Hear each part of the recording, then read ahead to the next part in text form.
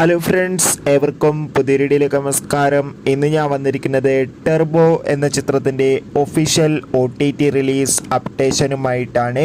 വീഡിയോയിലേക്ക് മുൻപ് video like ചെയ്യുക, ചാനൽ സബ്സ്ക്രൈബ് ചെയ്യുക.